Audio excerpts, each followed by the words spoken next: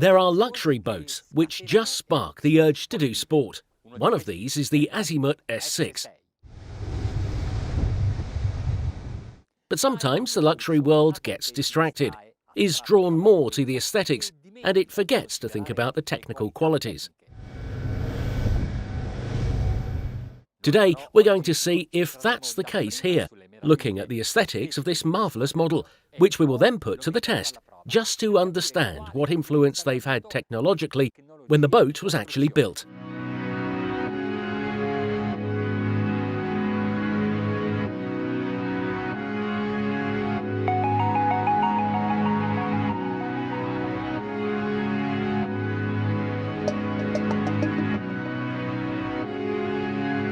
The outside was designed by Stefano Rahini, which you can see immediately. It's a style that makes all the Azimuts stand out. All you need to do is look at the cut and the angle of the window reflecting the light like it was a diamond.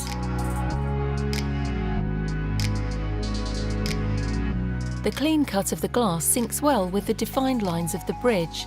It has a sharp profile and the view from up high shows a perfect balance of space between the bridge and the dimensions of the superstructure.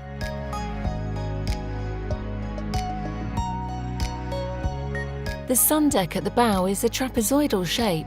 There is a sofa close to the windscreen which you can't use when you are sailing, otherwise the pilot wouldn't see anything.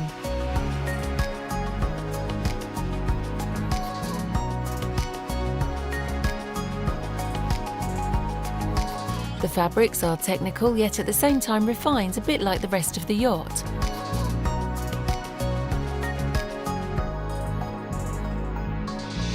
In the cockpit, the sofa next to the table is half protected by the fly, while the sun deck is in full sun, unless you decide to put the shade up.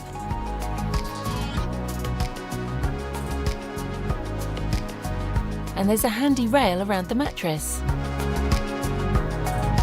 Below, the lockers show just how much attention Azimut has put into the storage areas too.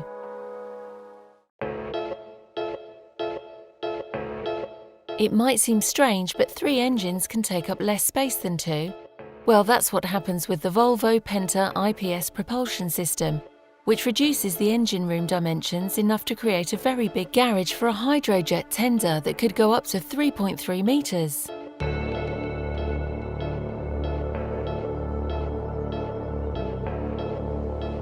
The lounge is big and welcoming, with a lunch table that can be a coffee table with a little adjustment. The low-backed sofa means you can admire the sea in front of a TV unit.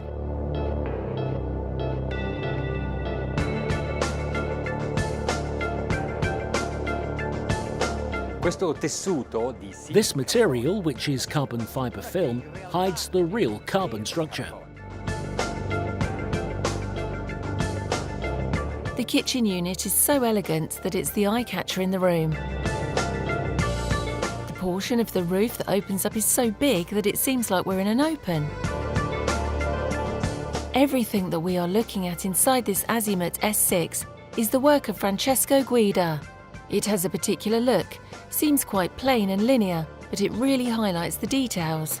You can see the research has gone into using innovative materials, which have been integrated effortlessly with the traditional oak, mixed with seafaring aluminium and steel borders.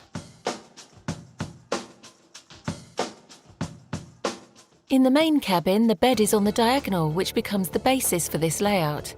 It's interesting and functional. The big mirror makes it seem lighter and more spacious.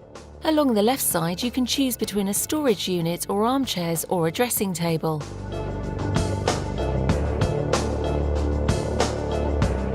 The windows, a long-time trademark, still draw attention, as does the view they give you. In the guest room at the bow, the side walls are vertical, which gives you the feeling of space, not common for a guest cabin, and the dunnage has no steps. Of course, we are in a part of the boat that is still wide because right at the tip of the bow, there's the crew cabin. The double has 2 single beds. There are 2 bathrooms, one in the main cabin and the other is shared between the other 2 cabins.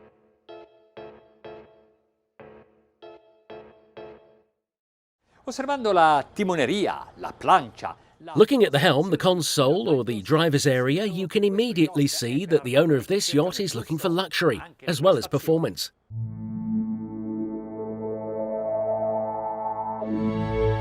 Mi piace questa sistemazione con timone e manette comode. I like this system with the rudder and paddle close by, so you can sail quickly. And then, in this other area, the mooring commands are on the side, so I can manage the manoeuvre better and even shout out a few orders from the window.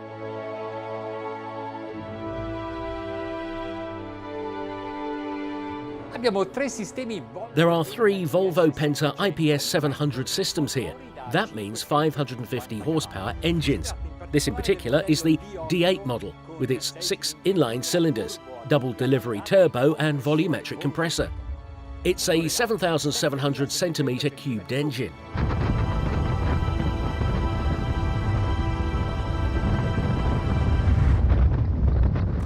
As usual, the drive of these diesels is multiplied by the IPS propulsion system. And there is iPod drive. There are 3 units here, so that's 3 pod drives and 6 propellers. So what happens when we set off?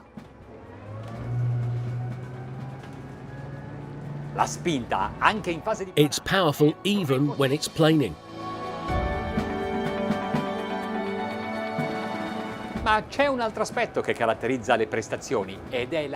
However, there is another aspect that influences the performance, which is that most of the superstructure is made out of carbon fibre.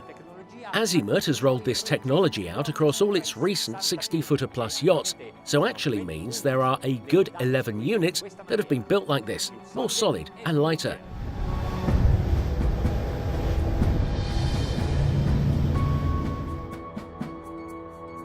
And they've used carbon for the whole superstructure on the S6 as well as the stern bridge, the garage, the soft top, and even for a good part of the bridge surfaces. And let's see what the advantages are.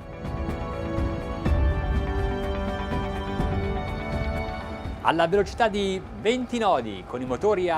20 knots with engines at 2,000 revs per minute, petrol consumption is 160 litres an hour, which is around 8 litres per mile. Having a light deck house means there are other advantages too, like more stability, which is good news for suntanning, but also when we're sailing, mooring, turning.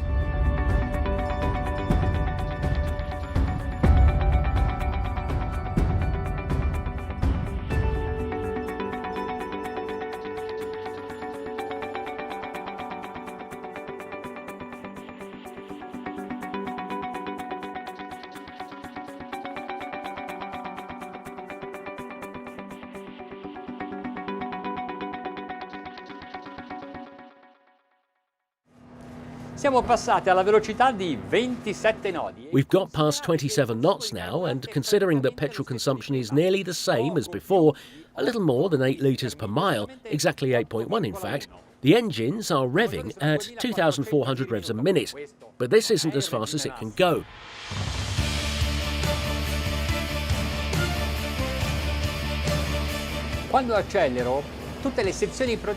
When I accelerate, the area at the bow dries out and rises up, so the boat can go faster.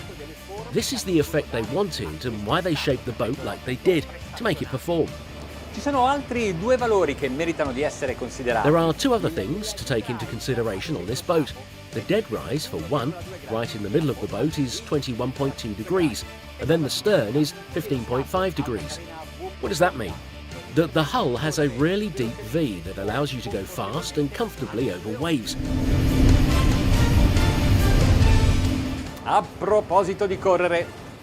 And talking about going fast, 30 knots, 2,600 revs a minute, that's a good cruising speed.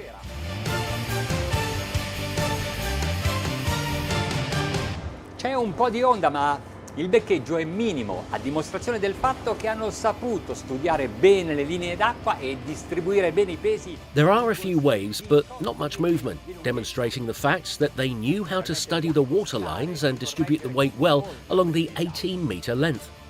That means you can make any adjustments easily to then get a maximum speed of... well, we're doing 2,950 revs per minute at 36 knots.